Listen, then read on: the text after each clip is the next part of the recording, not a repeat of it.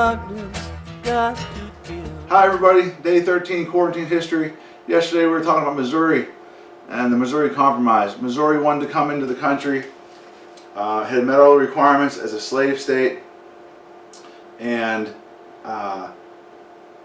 in Congress there's going to be a huge fight over whether or not to admit them. The House of Representatives, always dominated by the northern states because they have a greater population, tries to add some stipulations to Missouri coming in that would eventually make it free. That's going to stir the pot. People are going to get awful angry. People are going to fight over it. There will be a lot of name calling, a lot of finger pointing. I think at one point one politician says in the House of Representatives that, you know, you've opened the wound that, you know, can only be, and started a fight that can only be solved with blood. And I mean, it got pretty intense. Ultimately, Henry Clay comes up with our solution. Henry Clay, the Missouri Compromise is going to be a huge part of your test. It's really simple, sort of on paper, but it's really not in the end. The first two parts are easy. You let Missouri come in as a slave state. You let Maine come in as a free state. The B word that I like so much, it maintains the balance in the United States Senate. The country can handle that. The southern states can handle that. And that's probably the most important thing. And then in an effort to make sure that there's never a fight like this again over this issue, part of Henry Clay's Missouri Compromise, they're going to draw an imaginary line. And they're going to draw that line at 36 degrees, 30 minutes. And the compromise is going to have a part of it that says from this point forward, anybody who comes in, or any territory or new state coming in below the line, will be a slave state, and anyone coming in above the line will be a free state. I told you yesterday, you know, pause it, look at the map, can you figure out what the problem is going to be? And if you haven't figured it out yet, I'm going to help you. Hey, you're going to find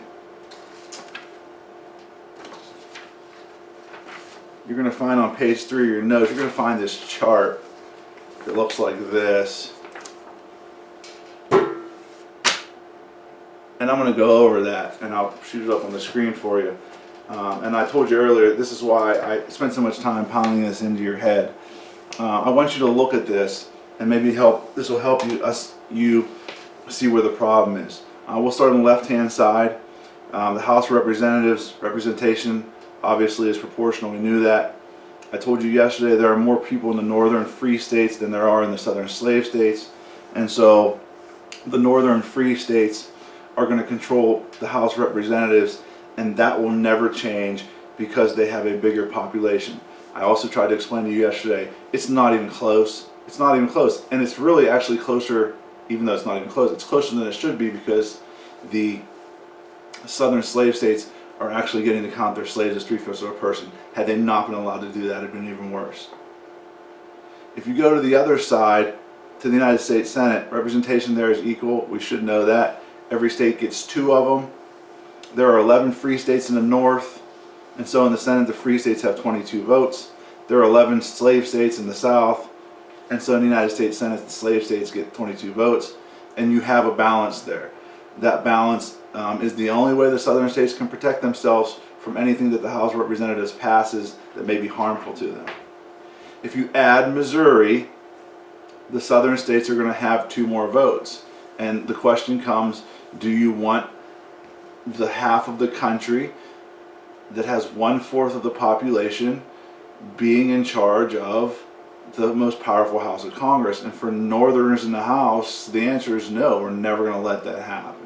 A balance is one thing, giving them control of that is another. And you have to take into consideration, most presidents up to this point have been southerners. And so to give them the executive and to give them the legislative branch is something that could be troublesome for northerners, especially seeing, like I said, you have 1/4 of the population running the country. I'm not sure that would go over real well. If we go down, it says, is it okay to allow that portion of the country with the smallest population and control the most powerful House of Congress? Obviously, that depends on what side you're on. If you're a Southerner, yeah, we have more states. It's what it is. You set this thing up. You agreed to it. We agreed to it. If you're a Northerner, the answer is obviously no. And so here's the answer to the question I asked you yesterday. What is the problem with the boundary line created by the Missouri Compromise? Did you figure it out? It's a temporary solution. Look at the amount of space above the line compared to what's below it. It's just a matter of time before all that green above the line turns into states. And with every new state, those members in the House of Representatives, those new states are going to have more members in the House, and so that number is going to get greater than it is now. And it's just a matter of time before the free states are in control of the United States Senate. I put a chart at the bottom of the page for you. It says fill in the remaining land with states and give the existing territories statehood. Above that line in the green will eventually be the states of Wisconsin, Michigan, Nebraska, Kansas, Iowa, North Dakota, South Dakota, Colorado, Wyoming, Montana, Minnesota, and Maine. Which means that the United States never gets any bigger and the Missouri Compromise line stays true. Eventually the free states will have, there will be 23 free states with 46 votes. You fill in the land, remaining land below the line, you have Florida, Kansas, and Oklahoma. The slave states end up with 15 states and 30 votes. And so it's just a matter of time, if the country gets no bigger, that the free states are going to run the United States Congress. And the fear with the southern states is if that happens, there's a good possibility down the line that they end the institution of slavery. And as far as the southern states are concerned, and they're making lots of money, that's not really an option to them. What will eventually happen if the United States does not grow any bigger? The free states will control both houses of Congress and run the country, and the slave states will be able to unable to stop any legislation that is harmful to them. You know, it's almost kind of like, it would be like being in a relationship, boyfriend, girlfriend, a business relationship with a partner, or being in a marriage, and literally having zero say of what the rules are going to be. And eventually that's the kind of situation that these guys are going to fall into. If the country gets no bigger, is there going to be problems over this compromise in the future? And I think I've already answered that question. I mean, obviously the southern states are never going to, they're not going to let this fly. You know, eventually it's going to become too painful. Now, the only saving grace when it comes to Missouri Compromise, and you should know this, the only saving grace moving forward, at least for a while, the only saving grace moving forward is that the rest of the country that's in gray on the left, we're eventually going to take it. And so, you know, now you get Texas and now you get some other places, but this ultimately is going to lead down a road where we're going to kill each other with slavery. And it's just, it's a temporary solution. It's like sticking a Band-Aid on a cut that needs 25 stitches. And that's really what the Missouri Compromise is. It's a temporary solution to a problem that really needs to be answered and finalized, but no one's really willing to go there at this point. And so there's the Missouri Compromise. I need you next, and I'll give you a minute, you can pause this if you want. I need you to go to the end of your notes, and you're gonna find on page 10, you're gonna find a Common Core reading the Missouri Compromise. Pause it, find it, I'll stick it up here in a minute, and then we'll go over it. All right, we're back. This is Missouri Compromise 1820 is the Common Core reading. I'll shoot it on the screen for you. I have to tell you, this is a letter from Thomas Jefferson, and some of the most famous Thomas Jefferson, some of his most famous quotes are in here, but I'll let it speak for itself, I guess. Primary source document, we always read source information first. In 1819, the move to admit Missouri as a slave state led to a dramatic clash between the southern and northern sections of the nation. Admitting Missouri would have upset the balance in Congress between slave and free states. The Compromise of 1820 followed, admitted Missouri as a slave state while admitting Maine as a free state. It then drew a boundary line across the remaining Louisiana Territory and banned slavery north of the boundary line. The Compromise calmed the sectional clashes for the moment. However, Thomas Jefferson was not put at ease by what he refers to in this document as a geographical line coinciding with the marked principle, that principle being slavery, moral and political. He expresses his fears in a letter to Congressman John Holmes dated April 20th, 1820. This document is somewhat shortened and adapted excerpt from the letter. The entire letter in the original form is available at the Library of Congress. And so here you go. He gets a letter from Congressman John Holmes that explains the Missouri Compromise, and this is Thomas Jefferson's response. This is the guy who wrote the Declaration of Independence. This is the guy who sacrificed a lot to have this country become what it was and gain its independence.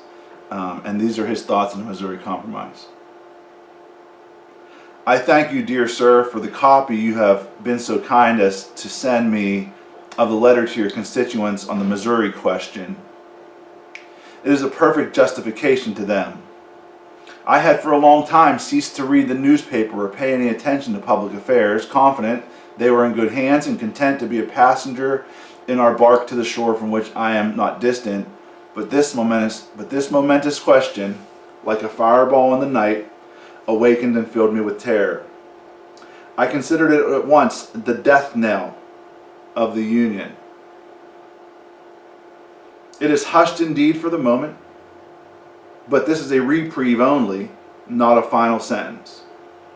A geographical line coinciding with the marked principle, moral and political, once conceived and held up to the angry passions of men, will never be obliterated. And every new irritation will mark it deeper and deeper. I can say with conscious truth that there is not a man on earth who would sacrifice more than I would to relieve us from this heavy reproach in any practicable way. Giving up that kind of property, slavery, would not cost me a second thought if, in that way, a general emancipation and removal of the slaves could be effected, and gradually, and with due sacrifice, I think it might be. But as it is, we have the wolf by the ears, and we can neither hold him nor safely let him go. Justice is on one scale, and self-preservation on the other. For Congress to refrain from this act, the Missouri Compromise would remove the jealousy excited by having it regulated the condition of the different descriptions of men composing states. This certainly is the exclusive right of states, which nothing in the Constitution has taken from them and given to the general government. Could Congress, for example, say that the non-free men of Connecticut shall be free men, or that they shall emigrate into any other state? I regret that I am now to die in the belief that the useless sacrifices of themselves by the generation of 76 to acquire self-government and happiness to this country is to be thrown away by the unwise and unworthy passions of their sons. My only consolation is to be that I live not to weep over it. If they would but dispassionately weigh the blessings they will throw away against an abstract principle more likely to affect by union than by splitting apart, they would pause before they would perpetrate this act of suicide on themselves and of treason against the hopes of the world. I know it's a little deep for you, it's a little much. I'll tell you real fast in the middle.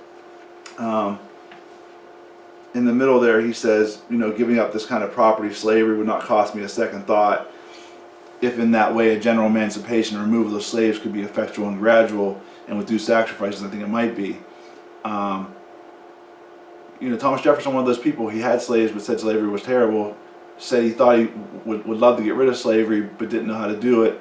essentially in the paragraph there he's telling you, if there was a way, and I think maybe someday they'll figure it out, if there was a way to do this and free these people and get rid of it, get rid of them, where it wasn't going to cost everybody money and this and that he'd be all for it. I love the way that he describes it afterwards. This problem of what to do with slavery, where he says, we have the wolf by the ears, but we can neither hold him nor safely let him go. And he's talking, the wolf is slavery. This is a dangerous, horrible thing that's going to make people really mad, and there's going to be problems over it. If you let him go, it rips off your head. You want to let him go, but you can't. So I think it's real neat. Hey, there's 2 questions on the back. If you have any questions, you can just email me and I can try to help you walk you through it. Usually we would do this in class. I don't really have that opportunity now. Is the central idea of this passage about slavery, mainly about the Missouri Compromise, or mainly about the future of the nation as a whole? I'll help you with that part.